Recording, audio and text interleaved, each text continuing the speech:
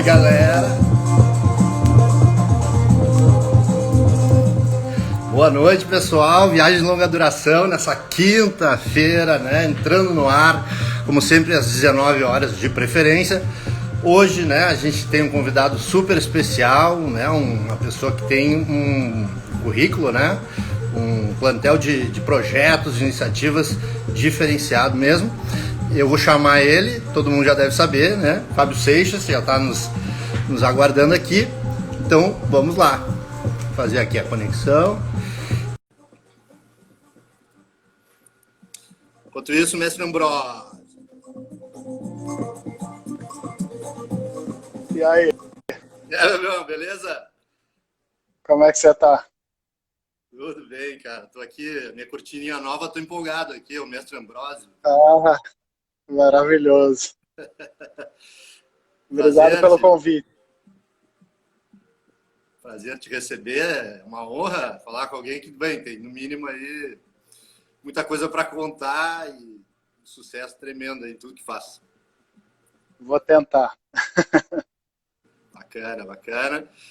O pessoal vai entrando, né? Você já tem a dinâmica aí de Instagram, aparece bastante pergunta. Eu não consigo dar conta de todas as perguntas que aparecem, porque é tudo muito rápido e aparece pequenininho, pelo menos para mim. Não sei. É verdade. Aí, se eu te pegar alguma ali que apareça bacana, a gente pode falar aí, ó. Então, te dando uns abraços e teus amigos. Maravilha.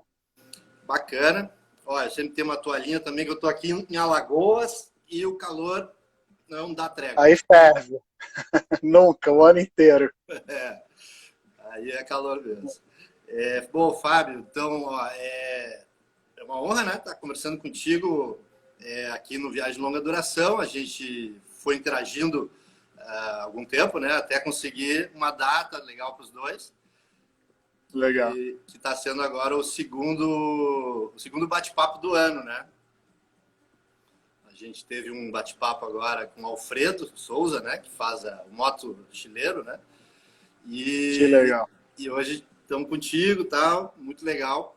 Bom, gente, para quem não conhece, né, muitos já devem seguir o Fábio, e ele é vamos chamar, um empreendedor de todas as ramificações, muito bem sucedido na carreira profissional dele, de publicitário, enfim, né, pode nos contar um pouco disso também. Mas a gente escolheu, assim, dentre todas as atividades que a gente também pode abordar, eram duas enfim, que a gente achou que era bacana, né? Que é o Caminho da Fé e a Travessia do Atlântico. Nada menos do que a Travessia do Atlântico, né? Que ele vai nos contar com os detalhes e tal, e outras coisas também que certamente a gente vai abordar. Como uma coisa me interessa muito também, Fábio, eu sou professor aqui da Universidade Federal de Alagoas no curso de turismo, né? Até por coincidência aí, ou por, né? Enfim, eu vou estar agora ministrando uma disciplina aí nesse próximo semestre, alguns alunos até entram aqui, que noções e práticas de empreendedorismo. Certo, que legal. Né? No turismo. No turismo, né? No turismo. Que até eu estava Falando em turismo, o turismo está crescendo muito no caminho da fé. Essas peregrinações religiosas, não só para quem é religioso, tem sido um ótimo atrativo assim, para você fazer uma imersão pessoal e sair de lá com boas respostas. Então, essas peregrinações hoje já não são mais sinônimos só de pessoas que estão ligadas a uma religião, né? E sim de pessoas que estão a fim de encontrar sua própria fé também. Ou encontrar a si mesmo, né? Em algum O sentido. Caminho da Fé mesmo começou, acho que o primeiro ano do Caminho da Fé, que é um roteiro inspirado no Santiago de Compostela, acho que não tiveram 1.000 pessoas.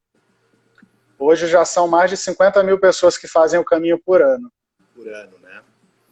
O Fábio, tu sabe que é interessante, né? Porque tu abordou essa questão a gente no turismo acaba conceituando, né, os tipos de turismo, as tipologias. E existe o turismo de peregrinação, né? Que é esse que tu está falando. Olha, não sabia. Uhum.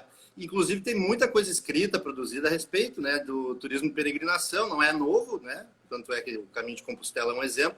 Mas também antes já haviam, né, grandes percursos feitos por, né, nobres ou por, enfim, pessoas que podiam ou estavam numa busca também interior e tal, e que um pouco é a origem do turismo, né? Não do turismo moderno como a gente conhece, né, no caso, mas é uma das vertentes do turismo, né, no mundo, assim. São as Olha que peregrinações. interessante, não fazia ideia, nunca iria fazer esse link de que Não, peregrinações antigas inspiraram pessoas também a fazer elas por turismo, né? já é uma repaginação, né, dessas grandes viagens de antigamente, vamos chamar assim, e cada vez mais ganhando impulso, né, planejamento, sobretudo, política pública, e até vou te perguntar, falei com um amigo antes agora também, ele é bem ligado às caminhadas na natureza, né, também tem uma associação chamada assim, e essas caminhadas de longo percurso, né, que se chama de longo percurso. É.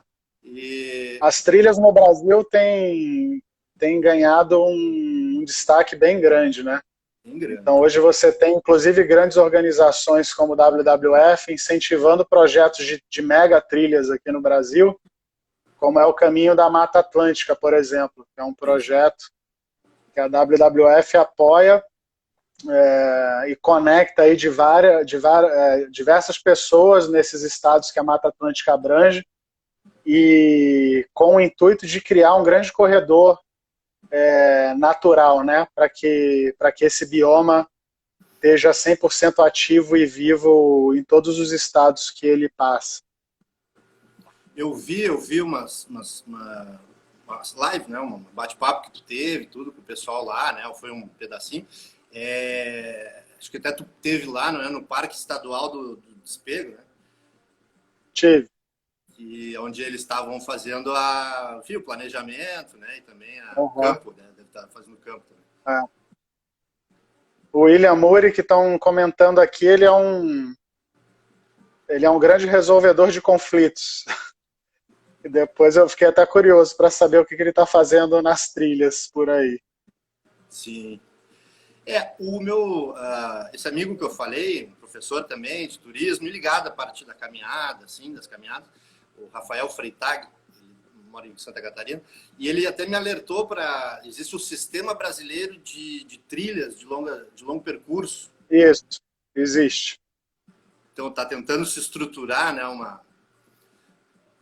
pouca gente sabe, por exemplo, no Rio de Janeiro você tem uma trilha que chama Transcarioca, ela atravessa o Rio de Janeiro inteiro. Exatamente. Ele até falou para mim, pergunta se ele conhece.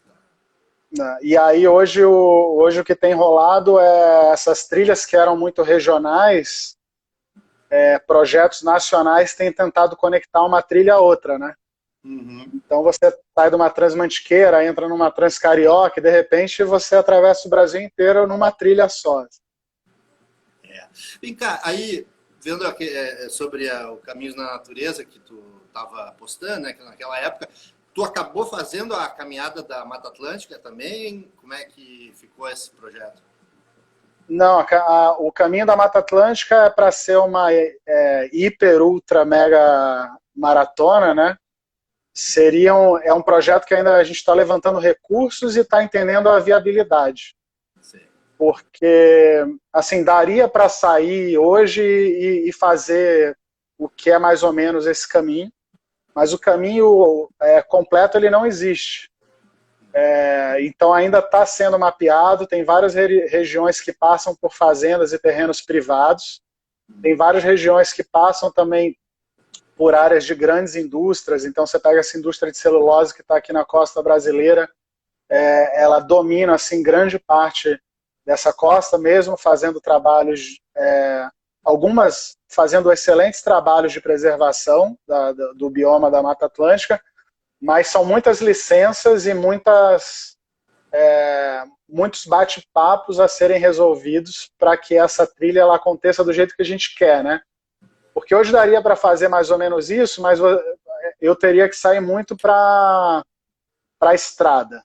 Teria que entrar muito na estrada.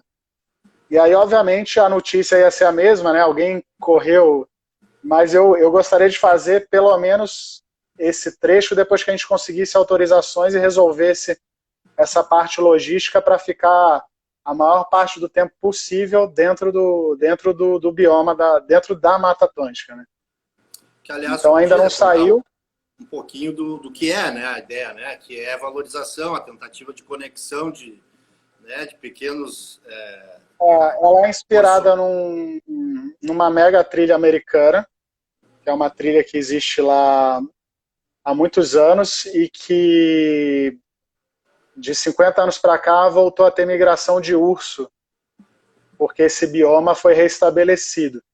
Então, quando a gente fala de biomas, a gente precisa que essa mata, que essa natureza, ela seja conectada.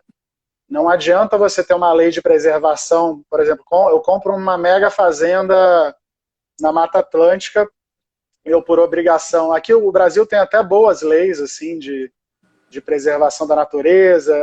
Faz uma RPPN. Só que o que acontece? Hoje eu sou uma empresa de celulose, eu compro um terreno gigantesco e boto minha área de preservação do lado de cá.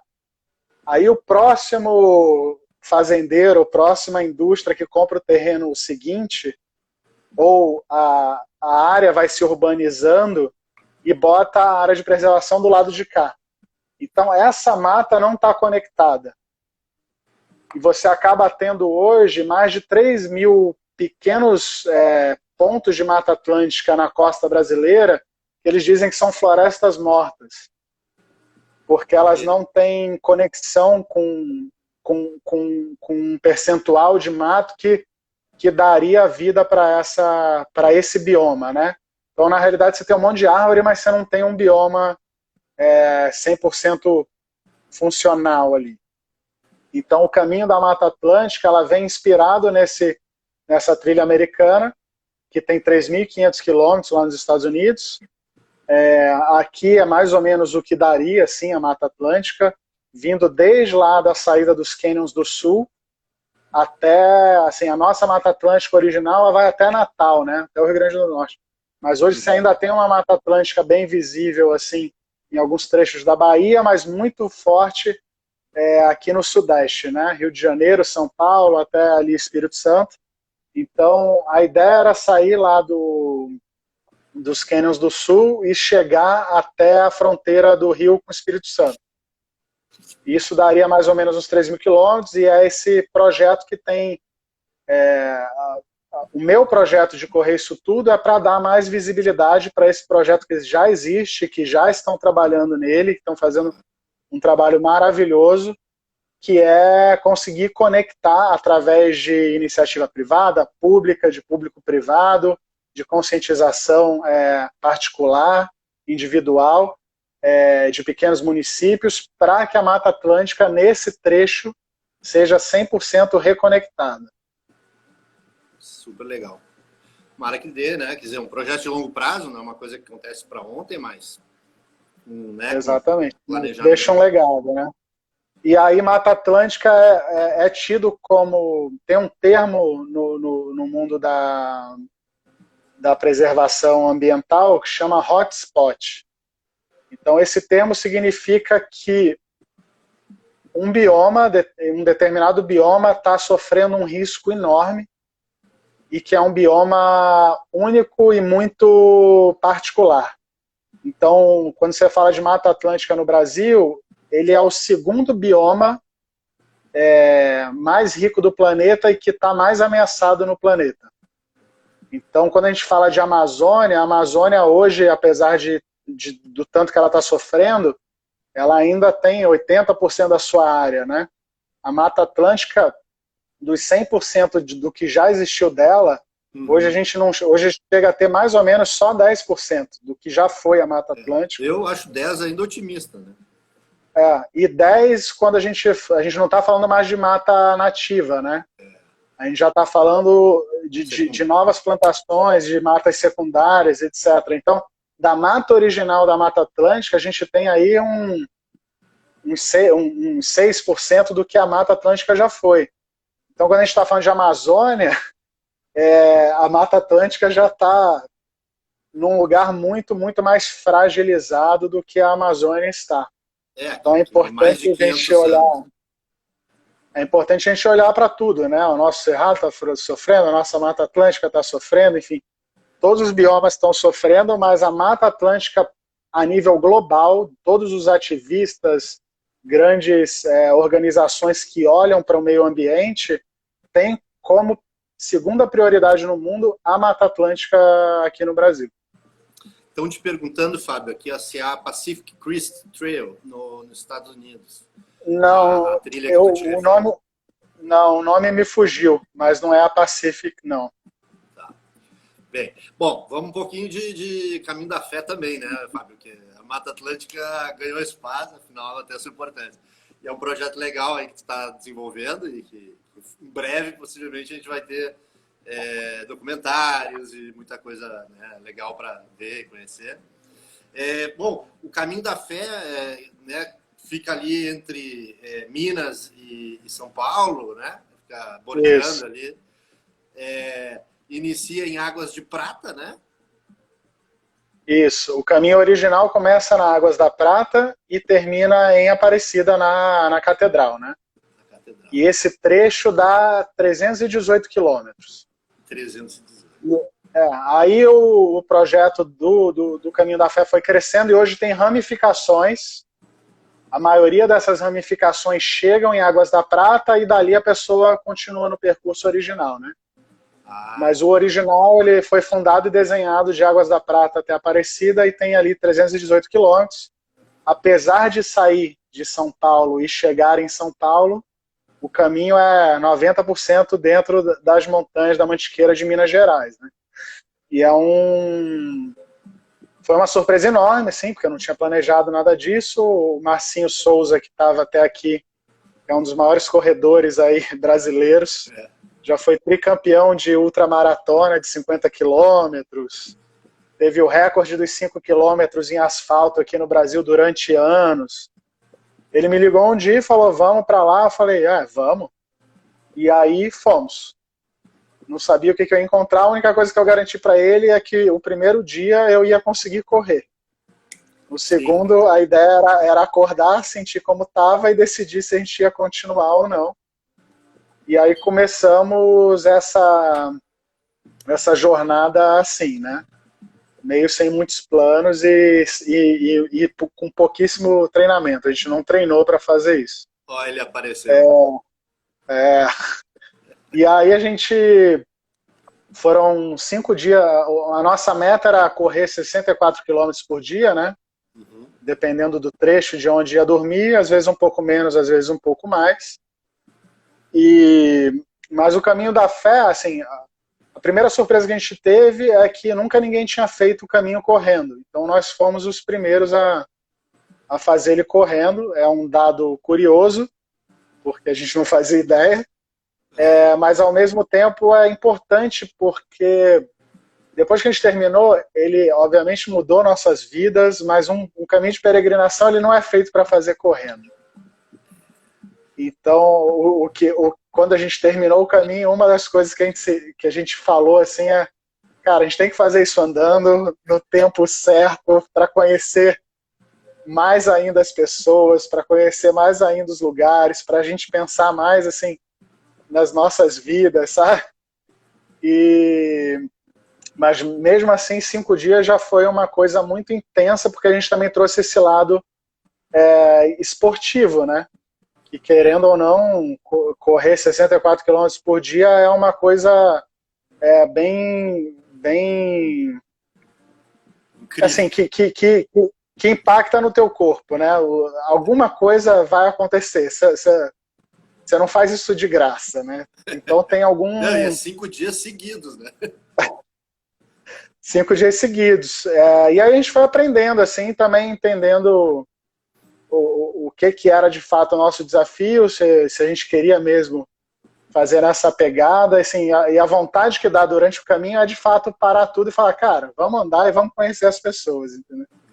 Mas aí, diferente de uma corrida normal também, quando a gente vai para uma prova e às vezes fica correndo muitas horas sem ninguém, atravessa a noite, lá a gente teve a oportunidade de poder parar, assim, o tempo não estava contra a gente, nada disso, então a gente, sempre que passava por alguém, perguntava a história, queria conhecer quem que era a pessoa, por que que ela estava ali. Então isso também nos engrandeceu muito, assim. O caminho da fé me deu uma lição de fé. Eu não sabia, eu não era uma pessoa de fé, assim, literalmente, né? A gente sabe o que é fé, a gente sabe que fé está muito conectada às vezes à religião, e não é nada disso. No fim, a gente entendeu que ter fé é simplesmente acreditar.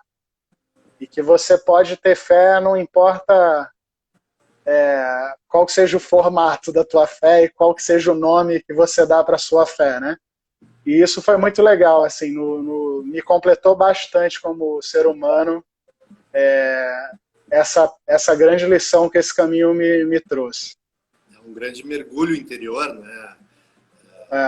E de superação, de certo modo, mesmo que vocês tenham feito numa frequência em 48 rotações, né? Mas... O Júlio entrou aqui, é um amigo que a gente fez aí no Caminho da Fé. Quem mais? Bom, o Júlio encontrou a gente também, no perrengue, uma chuva do cacete. Tava chovendo muito esse dia. A gente se encontrou algumas vezes ali, né? Mas era interessante, porque quando a gente chegou lá também a gente descobriu que muita gente faz de bicicleta, né? Agora, eu e aí, vi na hora que você tá correndo, a altimetria, é dureza, hein, Fábio? Ela é dureza, dureza mesmo. Eu não me lembro, porque a gente nunca chegou a calcular, né? Mas eu acho que chega a bater uma altimetria em 300 quilômetros de mais de 10 mil metros, né? Então não são só 318 quilômetros, são 318 quilômetros com 10 mil de altimetria, com chuva, com muito sol também, com muita lama, tem de tudo. Bem legal. Mas com muita gente legal, muita história que te inspira. Então, as pessoas. A gente encontrou... tem histórias assim que a gente vai levar para a vida inteira. Então, tem um senhor que capotou de caminhão 2 vezes e por causa que a santa estava no para-brisa dele, ele não morreu. Tem um cara que tinha todos os tipos de vício, de alcoolismo até onde você puder imaginar. E aí o irmão dele teve um problema de saúde muito grande e ele que foi o doador para o irmão. E quando o irmão não conseguia achar ninguém, ele foi lá, fez os exames e ele era 100% compatível com o irmão.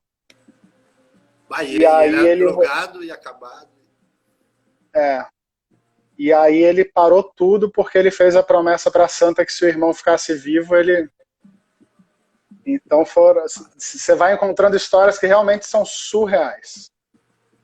Saindo de Tambal, você chega a quase 12 mil de altimetria. Acumulado. Então a gente está falando aí de um Everest e meio. É impressionante, não é? Um negócio que deve ser assim, bem exigente, né? Com o corpo, né? Como tu disse. Fazendo correndo. O bom é assim, tem sempre comida boa, né? Você está correndo pelo interior de Minas Gerais. Então sempre tem um sorriso, sempre tem um cafezinho, sempre tem uma comida boa. Então isso vai também ajudando a gente a superar ali. Ficavam em propriedades, né? Casas, pessoas que provavelmente acolhem aí os peregrinos.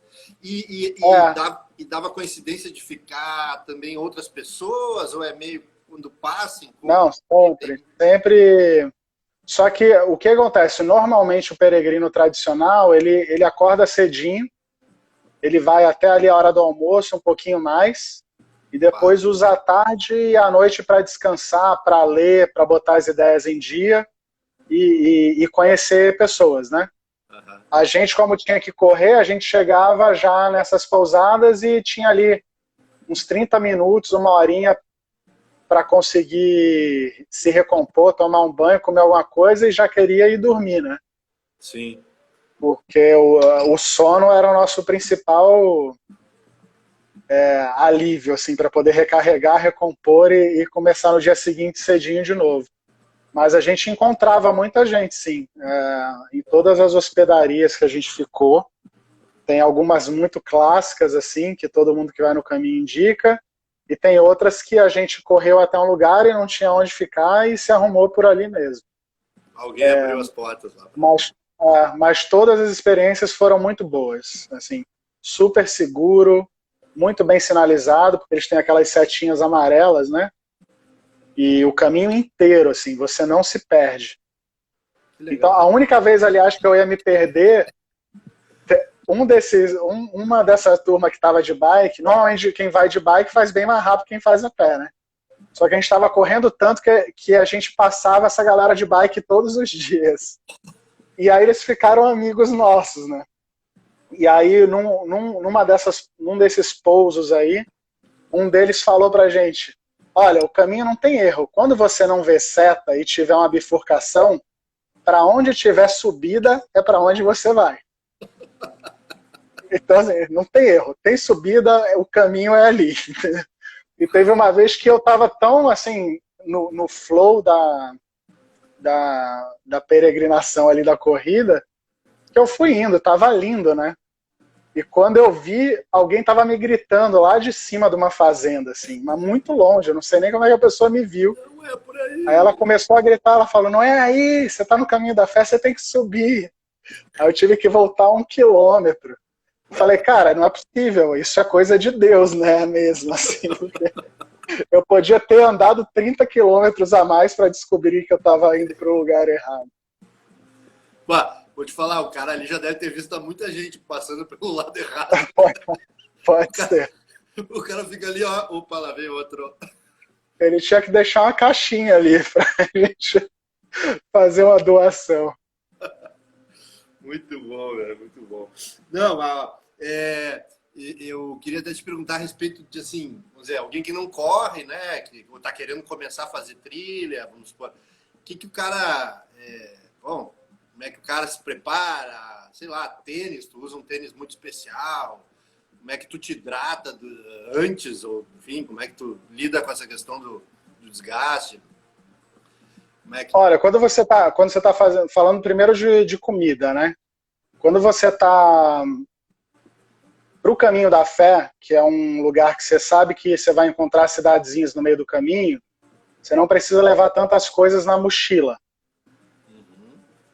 Então eu ia comendo nos lugares, assim, parava na padaria, comia um sanduíche, parava num restaurantezinho de esquina, trocava uma ideia, quando acordava na casa da galera que nos hospedava, tomava o café da manhã do que tinha ali. O importante é você estar sempre hidratado, nunca deixar a sua hidratação, nunca ficar desidratado. Então você toma água sempre. Isso é o mais importante assim, em corrida de longo percurso. E a segunda, você está gastando tanta energia que você pode comer qualquer coisa. Então, então, assim, eu não tenho uma dieta nem quando eu estou em competição e nem quando eu estou fazendo essas trilhas que eu mesmo desenho ou que eu mesmo penso. Então, quando eu vou para a trilha que é autossuficiente, que eu tenho que levar minha comida, aí eu já levo algumas coisas mais específicas que eu sei que eu estou acostumado, que não vai bater mal no meu estômago e que vai me dar a energia que eu preciso para seguir em frente. Mas normalmente você tenta tomar um golinho d'água de 10 em 10 minutos, de 15 em 15, e comer alguma coisa a cada 45 minutos. E aí vai depender muito da tua intensidade, né? Normalmente, nessas provas muito grandes, você não está que nem um cara de sprint que está fazendo 100 metros ou que vai correr uma prova de 5 quilômetros, que ele está sempre com o coração na boca, né? A própria natureza já vai quebrando um pouco o ritmo. Então tem horas que você tem que dar uma paradinha porque você vai atravessar um rio, tem horas que você vai ter que andar mais rápido porque está escurecendo, você tem que chegar. Então você fica sempre numa onda que não te cria uma estafa tão grande física no sentido de intensidade do teu batimento cardíaco, né? mas o acúmulo do esforço, sim, uma estafa ali no fim do dia, né? E quando isso vai... Aí tem uma coisa curiosa, assim, pelo menos para mim, com o passar dos dias, ao invés... E eu acho que até que o Amir Klink fala isso no livro dele, quando ele atravessou o Atlântico remando. Ele falou que o físico dele foi melhorando. Ele chegou no Brasil mais bem preparado fisicamente do que quando ele saiu da África. E isso eu senti também, assim. O primeiro, segundo, terceiro dia foram sofridos, mas o quinto dia, quando a gente chegou, eu já estava sentindo o meu corpo muito preparado para aquilo. Meu corpo ele já tinha entendido que eu ia, assim, acordar todo dia cedo, que eu ia, assim, correr aquela distância gigantesca, e eu aproveitava do meu sono. Então, como a gente chegava ali sempre 7, 8 da noite, às vezes às 6, eu aproveitava o máximo, eu não perdia muito tempo. Eu comia o máximo de comida que eu podia comer sem passar mal, né? Tomava muito líquido e ia dormir. Então, o sono foi crucial, assim, para acordar no outro dia bem. Dois pontos aí que eu queria dizer. Também acelera bastante o ritmo quando corre de cachorro também, né? Ah, é. Pô, e tem cachorro, viu? Então, para cachorro, tem algumas dicas, né?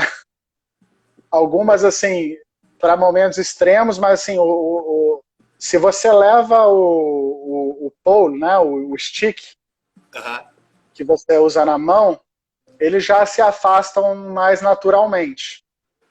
Mas tem alguns abusados que vêm e começam a latir no teu pé e um ou outro te atacam. Eu, à noite, passando uma fazenda, 2 cachorros grandes vieram e iam me morder mesmo. Assim. Como é que e saiu? aí eu tava... eu senti na hora, porque eu vi eles na minha frente. De repente eles sumiram e eu continuei. E de repente eu escuto algum barulho atrás de mim e eu já virei com sem ver nada, já estava escuro, né? Afastando e aí eu já virei ele. com esses... Cara, mas acertei o cachorro, porque o cachorro já estava pulando em cima de mim, com a boca aberta, assim. Então foi sorte minha, azar dele nesse momento, né? Mas tem muito cachorro. Quando você está andando não tem muito problema, mas quando você está correndo ou com bicicleta, eu não sei se é o barulho do teu movimento, mas eles vêm atrás mesmo.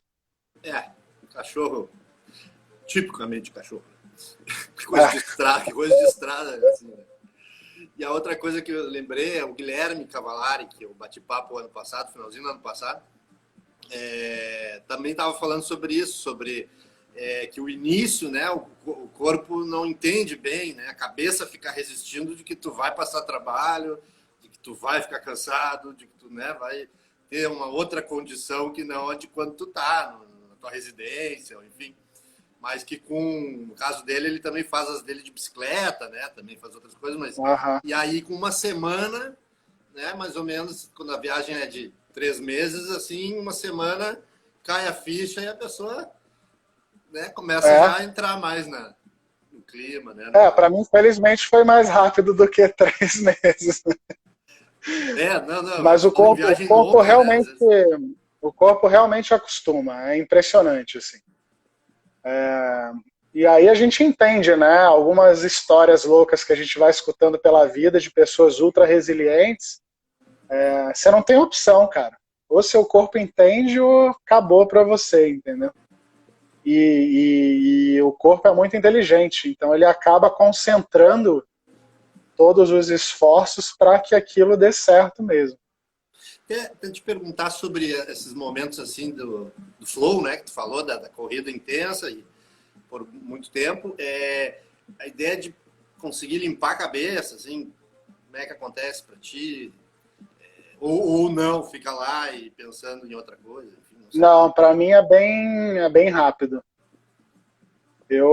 Às vezes eu passava o dia inteiro e chegava e foi uma meditação de 10 horas. Consegue ficar com a cabeça só... do ponto de eu não lembrar exatamente como eu cheguei de um lugar até o outro, assim. Na hora que você, obviamente você lembra, né? Ah, passei naquela cidade, vi aquela pessoa, conversei com aquela mulher e tal. Aquele cachorro veio em cima de mim, mas você não lembrar fisicamente como é que essa travessia se deu, assim. Então, o flow, o meu flow, pelo menos, eu nem escuto música. Eu ficava 10 horas ali, quando eu chegava, eu falava, caraca, como é que eu cheguei? Porque eu não lembro daquele esforço, né? Tanto que teve um dia que eu cheguei, que estava muita chuva, o Marcinho tinha parado um dia anterior mais cedo, e nesse dia, para manter a média dos 64, eu corri 96 quilômetros. E aí o dia já terminou à noite para mim e embaixo de chuva, né? E eu lembro assim que eu sofri nesse dia pra caramba. E eu cheguei na pousada, o Marcinho me recebeu, já aquele sorriso, café, comida, tananã. Aí eu falei para ele, até rindo na hora que eu cheguei, eu falei, cara, deixa eu falar isso antes de tudo. Hoje foi um dos dias mais difíceis da minha vida. Eu tô te falando isso agora porque amanhã eu não vou lembrar mais. Mas eu queria deixar marcado, sabe? Porque realmente foi. Só que como entra nesse flow, a cabeça realmente esvazia, como se fosse uma meditação intensa ali. Profunda, né? E por outro lado, assim, foi isso que eu descobri, né? Eu e o Marcinho, a gente descobriu de lados opostos, mas a gente descobriu a mesma coisa. O Marcinho, que é um atleta, eu não sou um atleta, né? O Marcinho é um atleta de ponta, e ele sofreu, ele teve, a cabeça dele não parava de funcionar, porque ele sempre esteve acostumado com uma meta, com uma performance, com uma velocidade, com uma identidade sobre a corrida que é uma identidade de competitividade, né? E eu já não, eu já vim com esse outro lado que assim, eu tô indo como uma experiência pessoal, né? E aí ele por muitas vezes teve que parar, sofreu muito, chorou, e eu já fui para esse outro lado de concentração absoluta, assim, com a cabeça completamente vazia. Teu tipo de caminhada, de corrida é diferente, né? Aliás, assim, vamos lá, perguntando outras trilhas, outras ultramaratonas que tu já fizesse, qual foi a mais longa, quem sabe, ou a mais difícil, vamos lá, dessas A mais longa direto foram 160 quilômetros sem parar.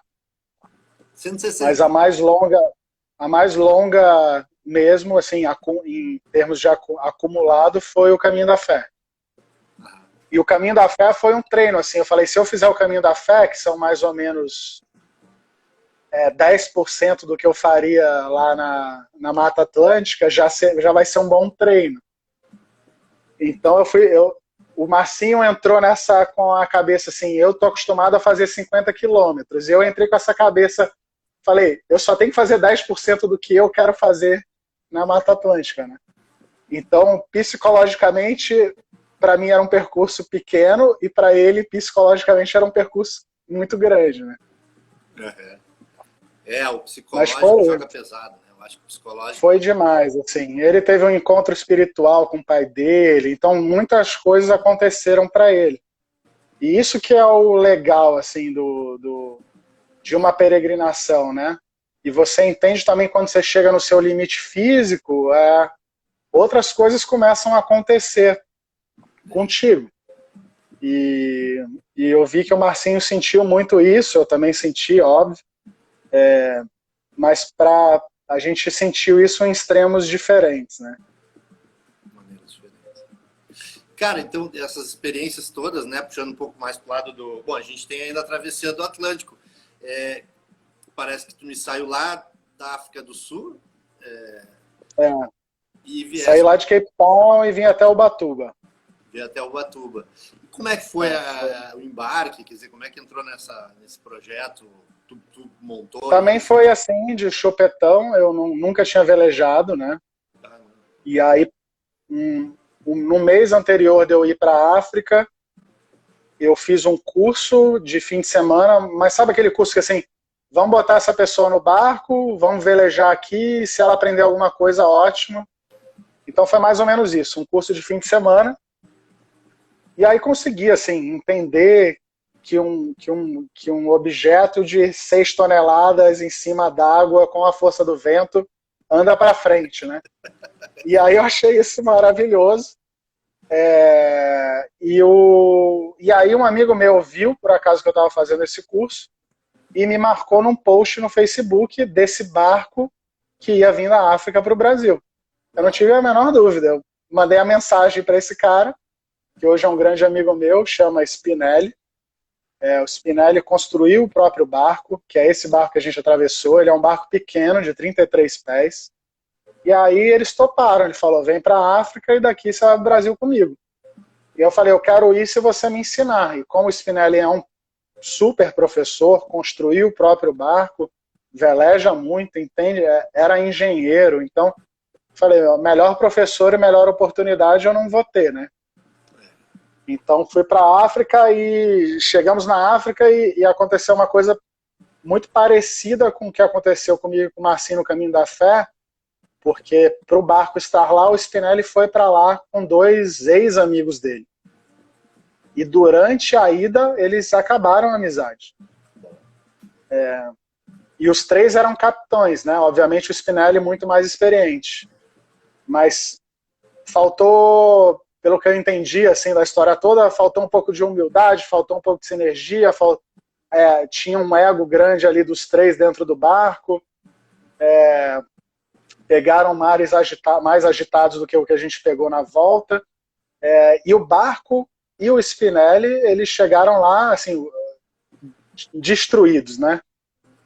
E aí, eu já estava super ansioso, já estava lá na África do Sul há uns 4 dias pensando que a aventura já estava atrasada, né?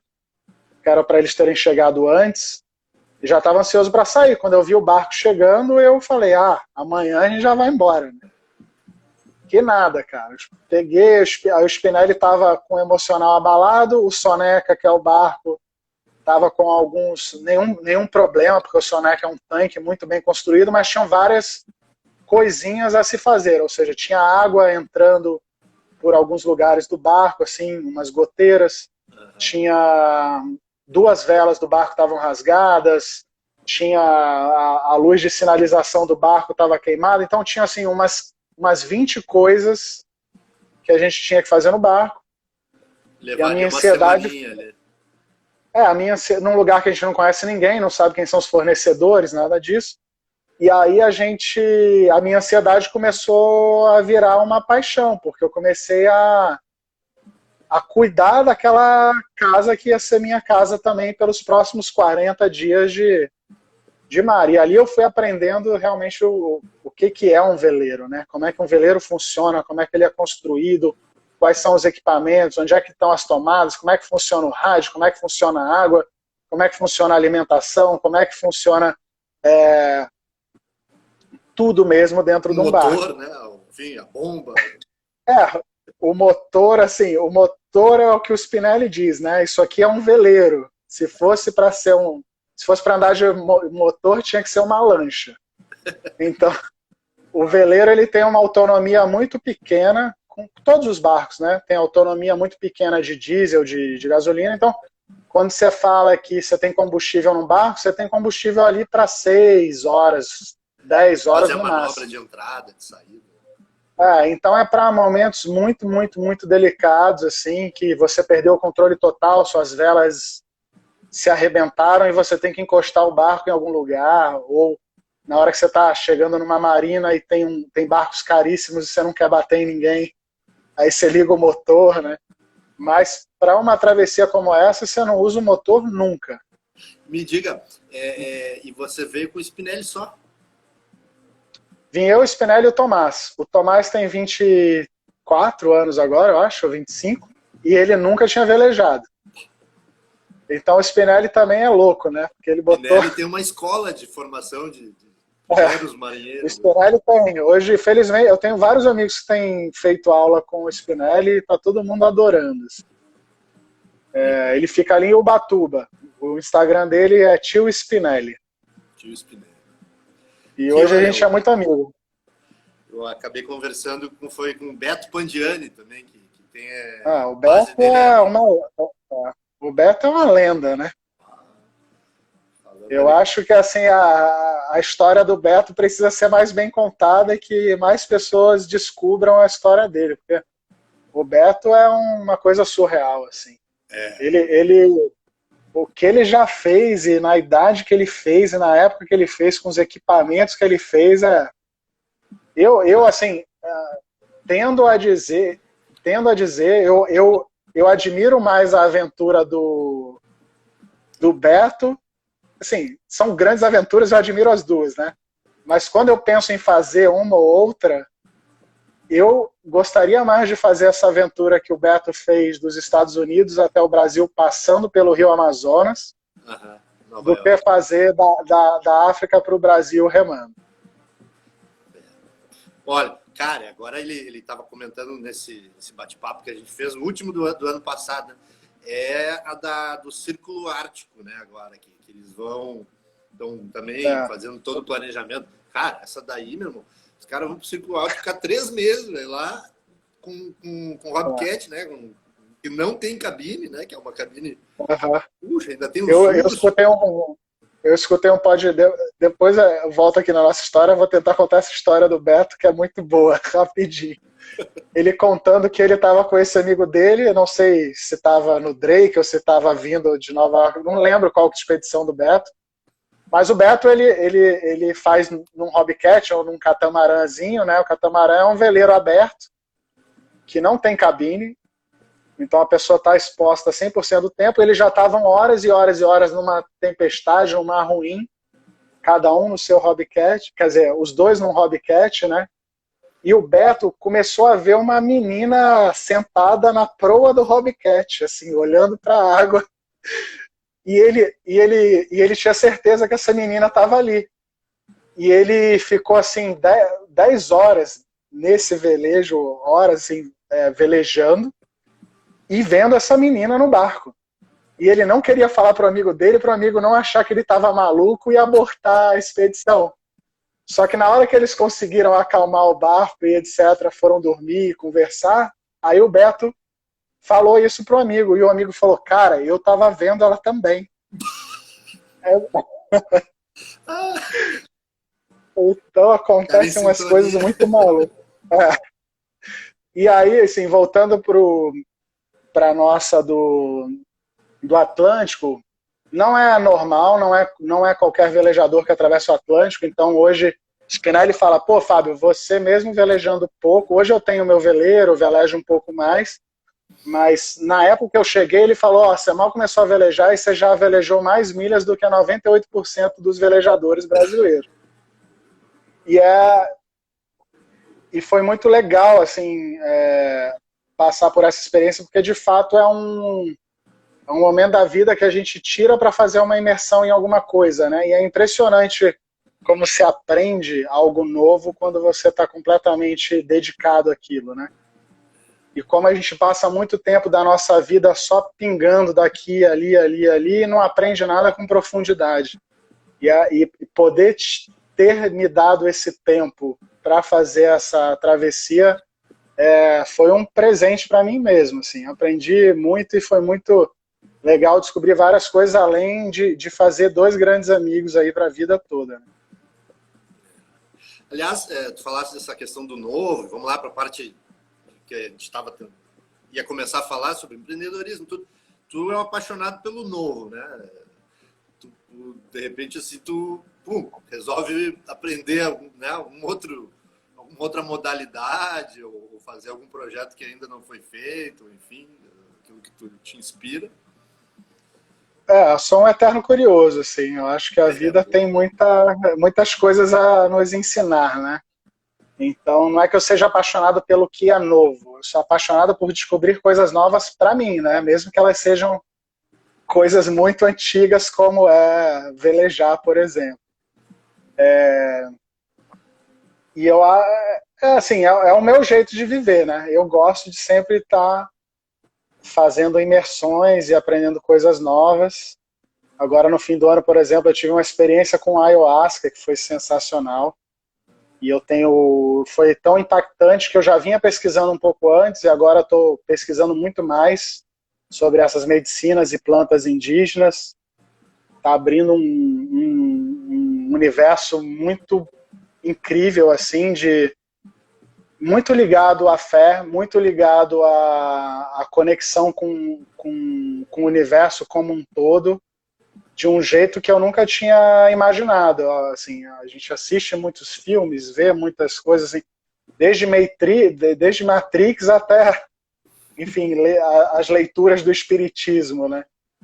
E foi muito interessante essa experiência porque ela começou a me abrir para acreditar muito mais nessas coisas e ver que elas são de fato poderosas e que essa energia ela flui por aí. Então, as minhas experiências não estão só no esporte, mas sim na minha evolução como ser humano, né?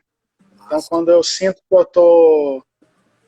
que alguma opinião minha está errada, eu vou atrás de informação. Não fico preso nela e batendo a cabeça na parede para dizer que eu estou certo, né? Então, muitos movimentos aí que vieram crescendo nos últimos anos, assim, se fosse um posicionamento político, eu falava, cara, eu sou liberal, eu acredito em tudo e acho que todo mundo pode ser muito feliz e realizado, não importa a vida que elas escolham para elas, contanto que elas estejam conscientes de onde estão e por que elas estão ali, né? Que estejam, até acho que é uma expressão que tu usa, né? Estejam no seu lugar de propósito, né? Completamente. Que é encontrar aquilo que te brilha, né? Deixa eu ver se eu acho aqui, por acaso, eu vi uma amiga publicando sobre um livro esses dias, aí eu não sei se a internet escuta ou se aquele livro está chegando para você e você tem que ler. No mesmo dia apareceu esse livro para mim 3 vezes em 3 lugares completamente inusitados, zero conectados um para o outro, né? O nome do livro chama Untamed, é da Glennon Doyle. Acho que em português chama Indomável. E essa mulher, ela escreve muito primeiro, tipo, é muito bom ler ela, mas nesse livro em si, ela conta sobre o brilho de quando ela era criança e como ela perdeu esse brilho, como a vida moldou ela e botou ela em caixas depois dos 10 anos de idade.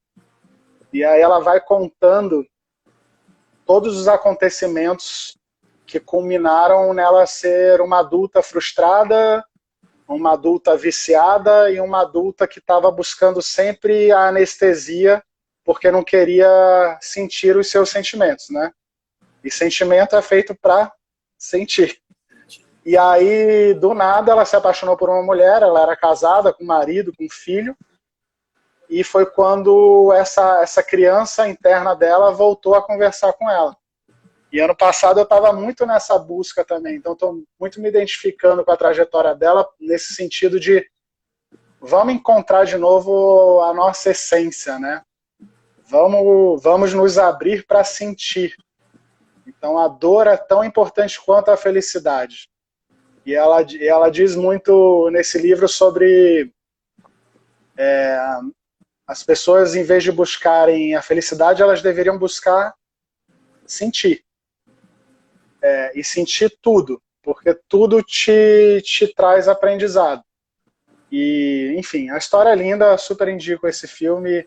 E ano passado eu estava nessa busca, assim, porque eu me sentia afastado também dessa minha criança e nunca tinha feito nenhuma imersão assim tradicional ou que estava disponível aí no mercado para me entender melhor. E aí ano passado eu fiz uma porrada de coisas, assim. Eu fui em psicólogo entender, eu conversei com amigos que entendem sobre o assunto, eu fiz leitura de aura, eu fiz uma imersão coletiva com amigos para repensar a vida, eu fiz um monte de coisa culminando nesse ritual de ayahuasca ali. no fim do ano com índios e tudo mais que nos trouxe uma clareza enorme, assim, e consegui chegar no fim dessa jornada também, que é uma viagem de longa duração, não deixa de ser, de me conhecer bem melhor e de conseguir abrir espaço para essa liberdade, espontaneidade e sentimento que criança tem, né? Só por curiosidade, você falou que fez com indígenas e tal, e foi onde? Que estado? Assim, se quiser Isso saber. foi na Bahia com duas etnias. Então, ali lá no sul da Bahia, eles têm uma etnia ali que são os pataxós, só que os pataxós eles não aplicam medicina de ayahuasca, né? E aí eles convidaram os tupinambás, que são os tupinambás ali que vivem ali perto da região de Ilhéus, e foi muito lindo. Os ensinamentos, então quem guiou todo o processo foi uma xamã, foi uma índia. Eles são super engajados politicamente, eles conhecem muito bem a história deles e do Brasil de um jeito lindo, que é contado pelo ponto de vista deles, do que era o Brasil antes da chegada dos estrangeiros, o que virou, e como é que a vida deles foi alterada nesse processo e como a vida deles é hoje. E ela trouxe muito feminismo assim para o meio da roda, e a gente começou a conversar bastante assim, e foi bem lindo. Depois veio todo o processo de passar o dia inteiro lá no meio da natureza, conversando, dançando, conhecendo alguns ritos, conhecendo mais da cultura, e no fim da noite o ritual do chá, né? E aí quanto mais eu venho estudando sobre isso, está sendo muito legal assim. Não é uma coisa que eu vou fazer de novo a curto nem médio prazo, porque como eles falam, realmente uma medicina, né? Então você não fica tomando remédio todo dia. Então aquele remédio naquele momento teve um propósito específico e ele foi bem sucedido. Então aí eu fui pesquisar e tem uma substância que chama DMT, né? Que dizem que é o componente comum de tudo que está vivo no nosso mundo hoje. Então, muitos cientistas hoje voltaram a estudar psicotrópicos e falam muito bem do ayahuasca em específico, porque ele te ajuda a ter um entendimento muito rápido, muito claro e muito conectado, de um jeito que ninguém consegue explicar ainda, do como você faz parte do todo. De como tudo é vivo, de como tudo tem energia, de como tudo fala e troca uns com os outros. E aí, isso também tem sido muito legal, assim, nesse meu aprofundamento do estudo, né? Sim. Tá chegando numa parte mais, enfim, né? Mais conceitual, mais... E hoje tem surgido cada vez mais documentários, livros, pessoas com cientistas muito renomados, abrindo de novo estudos bem profundos em relação a isso. Então, você tem casos assim de pessoas com depressão, que já tentaram de tudo, depressão aguda, e que se curaram em uma sessão de ayahuasca. Boto fé. Eu tive uma vez numa comunidade indígena lá no Equador, também fiz uma viagem, até que inspirou aqui esse canal, e da pandemia, eu também, vamos fazer alguma coisa que eu gosto, e acabou surgindo esse viagem de longa duração. Eu acabei, quem me acompanha, uns alunos até disseram, o professor já vai falar de novo da viagem dele. Mas quando eu tinha 17, 18 anos, eu fui até a Califórnia por terra de Porto Alegre. E acabei me enfiando em um monte de lugar e tal, e entre eles fiquei lá numa comunidade indígena, lá na Amazônia equatoriana, por um mês, sozinho lá. E daí também tive chance lá de fazer umas experiências diferentes, né? Sensacional. O que eu senti assim é que, como tem virado um assunto que é da moda, assim, obviamente a ayahuasca não chegou nem de perto no mainstream, nem é uma coisa de moda ainda, mas tem muita gente que tem se conectado já com o assunto por esse viés, né? E eu acho, o que eu descobri é que, assim, tem coisas que você tem que fazer no lugar certo, com o propósito certo, com as pessoas certas. E essa é uma delas, assim. Não indico para ninguém entrar nisso ou fazer isso sem sentir que é a hora de fazer, sabe? Mas, ô Fabião, bom, a conversa tá muito legal, a gente podia continuar num barzinho, né, se fosse o caso aí, a pandemia permitir. Vamos, em breve, daqui a pouco eu apareço aí, deixa essa vacina acontecer de verdade, né? Fazer efeito. Aqui eu estou em Penedo, nas margens do Rio São Francisco, aqui em Alagoas, né, cidade histórica. Olha, que demais. Assim, tem uma tia minha aqui que é a Cristina, que ela tá aí, e a gente tem família também às margens do Rio São Francisco, lá em Juazeiro. O meu bisavô viveu em Remanso durante muitos anos. Então, aquela região ali do São Francisco a gente conhece bem. Petrolina, Juazeiro, Sobradinho. É uma delícia. Muito legal. Porque a gente está bem pertinho da Foz, aqui, já está bem pertinho do mar. Inclusive tem um pessoal que faz até o litoral caminhando aqui. Tem um pessoal bem legal até aqui. Tem gente que faz de caiaque também, né? No São Francisco. Mas digo aqui, saindo da Foz, sobe todo o litoral de Alagoas, cruzando os rios, assim. Tem uma turminha aí que é até liderada por um professor nosso que é indígena e tal. Ele é caiçara, no caso. E eles fazem uma expedição também com propósito, né, de se conhecer. Uhum. Os indígenas são meio caiçaras, né? Assim, esses do litoral. Mas uma coisa triste que eu descobri agora no fim do ano, a gente estava fazendo... Eu vivi isso tudo lá, não porque eu fui lá fazer turismo, né? Eu estava trabalhando e fazendo um projeto para doar alimentos para comunidades lá carentes. A gente doou 450 mil pratos em menos de um mês. E aí, para nos ajudar na distribuição, entrou uma ONG que chama Ação da Cidadania, que era a ONG do Betinho, né, que o Betinho fundou, que tem aquele lema, quem tem fome tem pressa. E aí, por causa dessas doações, eu acabei acabei me conectando com esses indígenas que também estavam recebendo alimentos. E isso me surpreendeu muito. Eu fiquei chocado, na verdade, em saber que índios passam fome num litoral que é rico de peixe, de frutas, de terra. E me chocou muito porque assim, eu já sou, não digo ativista, mas eu gosto muito da causa indígena, né? E eu acho que eles têm muita coisa para nos ensinar, que eles realmente foram estuprados assim da sua cultura, usurpados e tudo mais. Mas eu nunca ia imaginar que eles também tinham perdido o conhecimento. Então eles não sabem mais pescar, eles não sabem mais colher alimentos no mato, até porque não tem mais tantos bichos e não tem. Então, eles não sabem mais caçar, não sabem mais pescar, as sementes não existem mais na mata onde eles vivem.